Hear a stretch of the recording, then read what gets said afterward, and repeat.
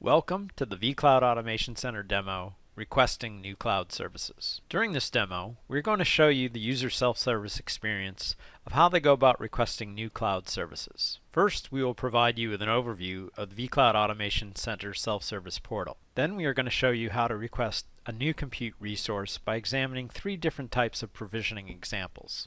Once the request process is complete, we will show you how to monitor the status of your request. This is the vCloud Automation Center self-service dashboard. Users can quickly see the status of their resources as well as create new requests or manage their existing resources. In this demo, we will focus on the process of creating a new request. But before we get started, let's review a few concepts of how administrative policies limit what services I'm allowed to provision. The vCloud Automation Center administrator creates service blueprints which define the policies of how a cloud service will be provisioned and managed throughout its life.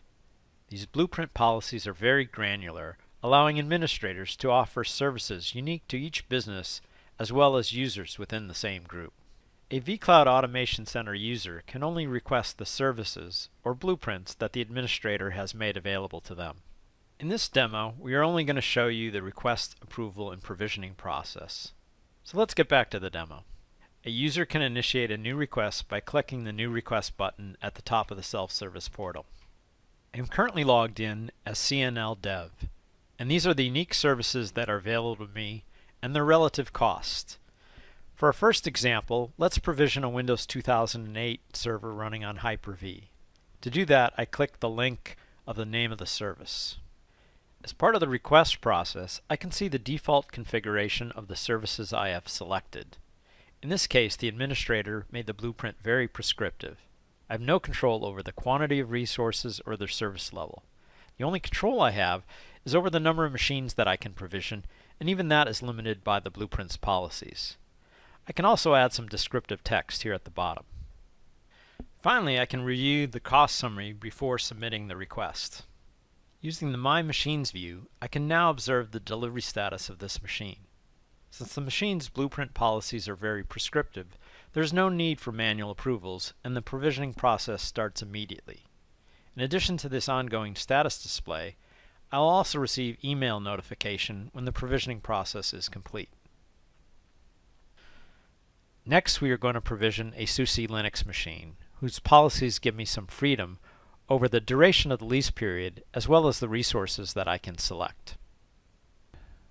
So for our example, let's make some changes to the lease duration as well as the amount of CPU and memory resources that we are going to allocate to this system before we actually submit it.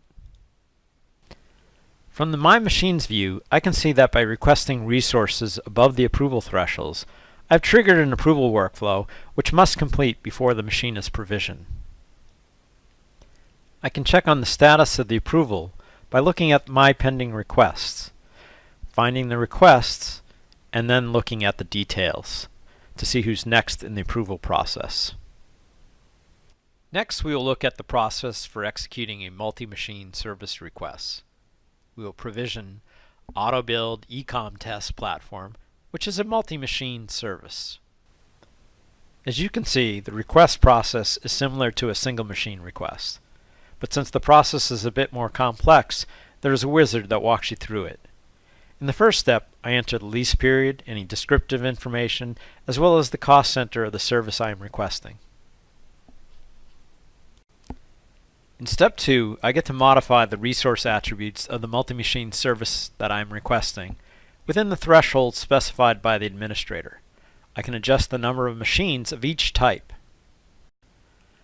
I can also adjust the compute resources of each machine by selecting small and large or custom configurations.